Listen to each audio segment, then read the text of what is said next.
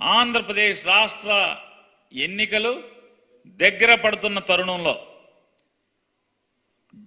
దాని అధ్యక్షులు వారు జస్టిస్ భవానీ ప్రసాద్ గారు. ఎవరి భవానీ ప్రసాద్ గారు?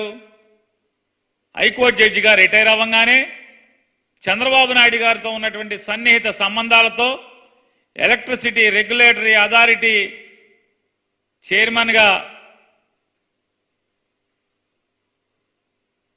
పదవి అనుభవించినటువంటి హోదా అనుభవించినటువంటి వ్యక్తి ఈ జస్టిస్ భవానీ ప్రసాద్ గారు. చంద్రబాబుకి అత్యంత సన్నిహితుడు, ప్రీతిపాత్రుడు. ఆయన అధ్యక్షుడు. సెక్రటరీ గారు నిమ్మగడ్డ రమేష్ కుమార్ గారు. ఇక మనకు ఆయనకి నిమ్మగడ్డ రమేష్ కుమార్ గారంటే మనం చెప్పక్కర్లా. ఎవరయ్యా ఈ నిమ్మగడ్డ రమేష్ కుమార్ గారంటే రాష్ట్ర ఎన్నికల కమిషనర్గా చంద్రబాబు నాయుడు గారి నియామకం చేసినటువంటి వ్యక్తి. ఆయన ఒక ప్రత్యేక హోదాలో అంటే నిష్పక్షపాతమైనటువంటి చట్టబద్ధమైనటువంటి ఒక వ్యవస్థకి అత్యున్నత స్థాయిలో ఉద్యోగ విధి నిర్వహణ చేస్తూ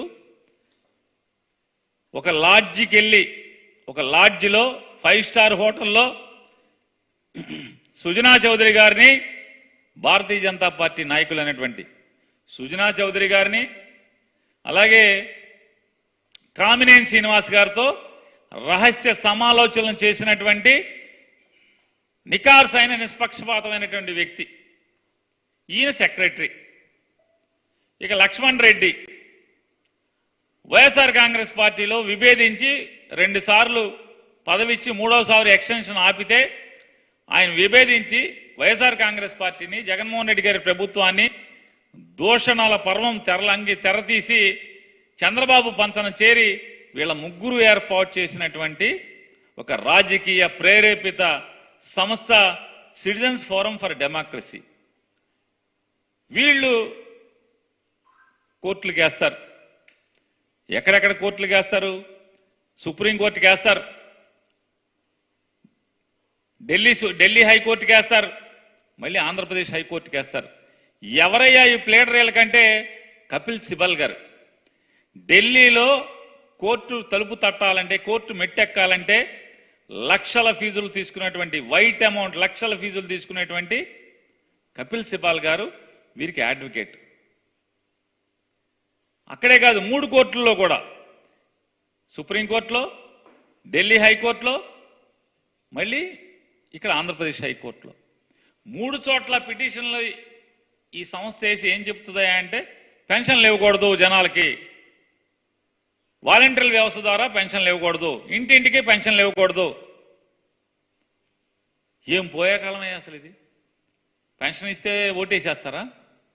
మీరు ఇచ్చారుగా 34 లక్షల మందికి. మీ ప్రభుత్వంలో కూడా 34 లక్షల మందికి ఇచ్చారు కదా పెన్షన్లు, 1000 రూపాయలు చొప్పున. మరి మేము 66 లక్షల మందికి ఇస్తున్నాం ఇవాళ.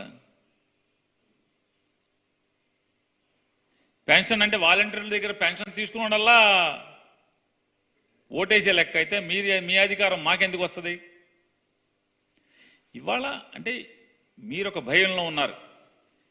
జగన్మోహన్ రెడ్డి గారు ఏలుబడి, జగన్మోహన్ రెడ్డి గారి పరిపాలన ఈ రాష్ట్ర ప్రజలకి అత్యంత మెరుగైన మేలైన సేవలు అందిస్తున్నటువంటి ప్రభుత్వం.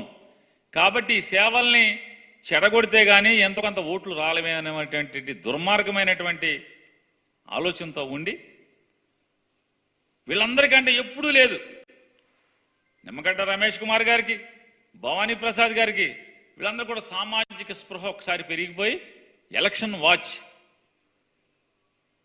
ఎవడై వాచ్? పసుపు వాచ్లా మీరందరూ? ఎలక్షన్ వాచ్ అంటే ఎల్లో వాచ్లు, పసుపు వాచ్లు, మీరు ఎలక్షన్ వాచ్. హైకోర్టు ఏం చెప్పింది? వీళ్ళు పెట్టుకున్నటువంటి అర్జీని పరిశీలించి డిస్పోజ్ చేయమని చెప్పి హైకోర్టు చెప్తే, నిజంగా ఇవాళ ఈ సిటిజన్స్ ఫోరం ఫర్ డెమోక్రసీ అనేది చంద్రబాబు నాయుడు జేబు సంస్థ అయితే, భారతీయ జనతా పార్టీలో ఉన్నటువంటి నాయకుల యొక్క జేబు సంస్థ అయితే, ఇవాళ ఈ రాష్ట్ర ప్రభుత్వం యొక్క ఎన్నికల అధికారులను కానీ లేదా ఎన్నికల కమిషన్ అధికారులను కానీ వీళ్ళందరూ కూడా తెలుగుదేశం పార్టీ ఒక లక్ష్యంగా గడిచిన 6 మాసాలుగా ఎంత బ్లాక్మెయిలింగ్ చేస్తూ వస్తుంది. ఎన్నికల లక్ష్యంగా ఈ ఎన్నికల్లో మొత్తం అందరినీ కూడా బ్లాక్మెయిల్ చేయాలి. తప్పుడు పిటిషన్లు, దొంగ పిటిషన్లు, ఈనాడు పేపరు, ఆంధ్రజ్యోతి పేపరు అంటే ఇట్లా ఇవాళ ఈనాడు పేపర్లో ఆయన ఏం రాసినా జగన్మోహన్ రెడ్డి గారి గురించి ఎన్నికల కమిషన్కి లెక్క ఉండదు, జిల్లా కలెక్టర్ కంటే జిల్లా రిటర్నింగ్ అధికారులకి లెక్క ఉండదు, ఎవడు పట్టించుకోడు. జగన్మోహన్ రెడ్డి గారి గురించి, వైఎస్ఆర్ కాంగ్రెస్ పార్టీ గురించి లేదా ఏ ఫోటోలు వేసినా టీడీపీ వాళ్ళ గురించి వేసినా ఏమీ చర్యలు చేపట్టలేదు. ఈనాడు పేపర్లో వైఎస్ఆర్ కాంగ్రెస్ పార్టీ గురించి చిన్న ఐటెం వస్తే వెంటనే దాని మీద చర్యలు తీసేసుకుంటున్నారు. ఏం జరుగుతుంది? ఎవరి ఇవాళ వీళ్ళందరి మీద ఏ రకమైనటువంటి ఒత్తిడి ఉంది? ఎందుకు ఈ రకంగా పక్షపాత ధోరణితో ఎందుకు ఈనాడుకి ఎంత లొంగిపోతున్న పరిస్థితులు ఉన్నాయి?